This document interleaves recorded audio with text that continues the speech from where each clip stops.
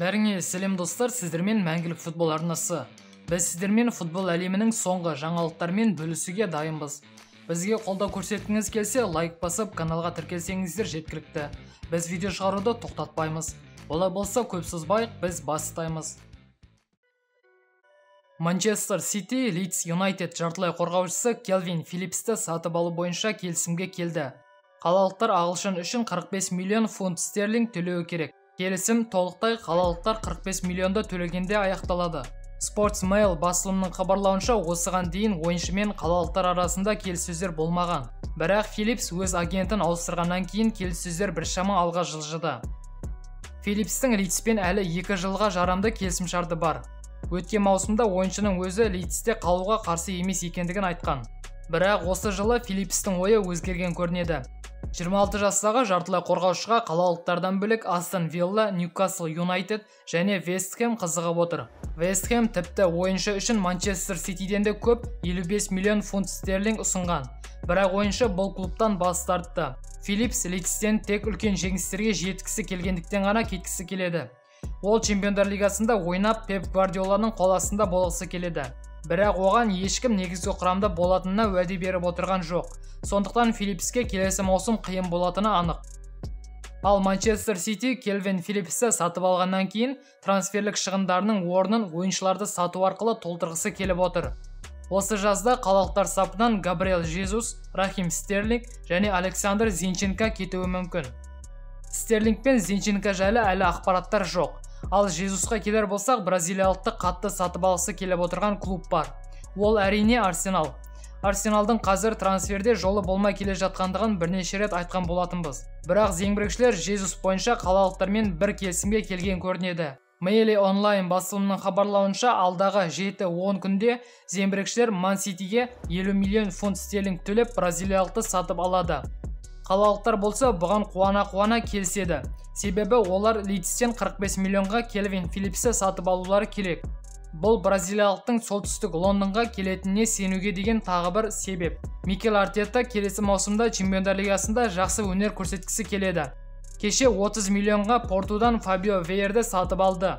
Енді клубқа Габриэл Жезус келеді. Челси осы жазда құрамын толықтай қайта құруды көздеп отыр. Командадан көптеген ойыншылар кетеді. Лукаку мен Рюдигер кетіп үлгерді. Енді Хаким Зиеш те Миланға кетеді деген ақпараттар шығып жатыр.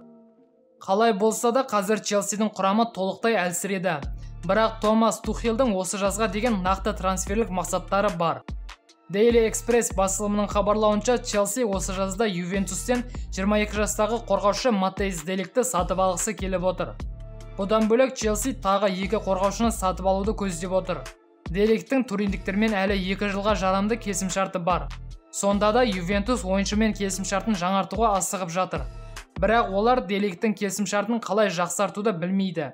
Беделді журналист Фабрицио Романоның хабарлауынша, көктер голландиялықты шынында сатып алғысы келеді.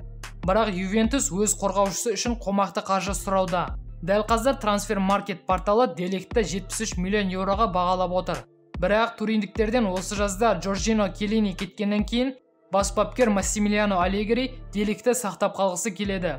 Бірден қорғаныстағы 2 жұлдыздың кетуі команданы әлсірететіні белгілі. Сосын оларды алмастыратын ойыншы іздеу керек. Қысқасын айтқанда Аллегриді түсінуге болады. Деликтен бөлек көктер Севильядан Жюль Күндені және Манчестер Ситиден Натан Акені сатып алуды жоспарлап отыр. Өткен жылы Челси Севильяға Жюль Күнде үшін 50 миллион еуро ұсынған. Бірақ испандықтар бұдан бас тартты. Ал қазір француз Севильядан кеткісі келеді.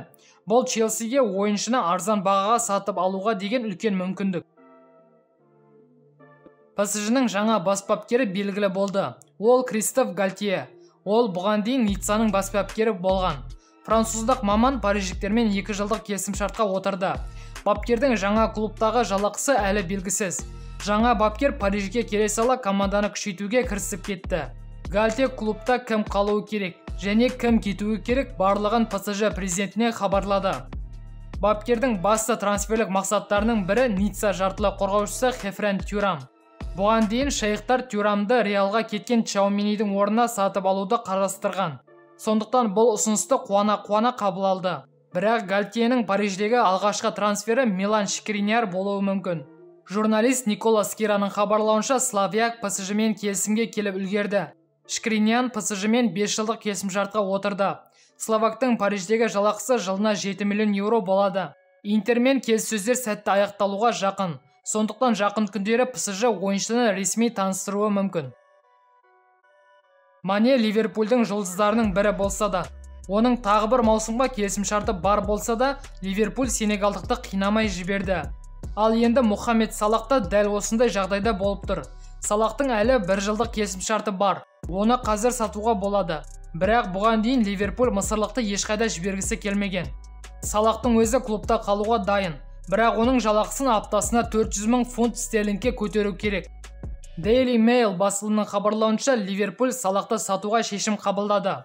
Ливерпуль Салахты 70 миллион еуро беруге дайын, кез келген клубқа сатады. Реал Мадрид бұл жағдайды бақылап отыр және мысырлық үшін ұсыныс тастауға дайын. Ливерпульде шабуылда қазір Дарвин Нунес, Диего Жота және Роберто Фирмино бар. Бірақ сонда да Салахтың кетуі Ливерпульдің шабуыл шебін айтарлықтай әсер анық. Өткен маусымда Салах Ливерпуль сапында 51 ойын өткізіп, 31 гол соғып, 16 нәтижелік пас берген. Ливерпульде Салахтың орнын басуы мүмкін деген ойыншылар бар. Мысалы Луис Диас. Ол Ливерпульге келгеннен бері өте жақсы өнер көрсетіп жүр.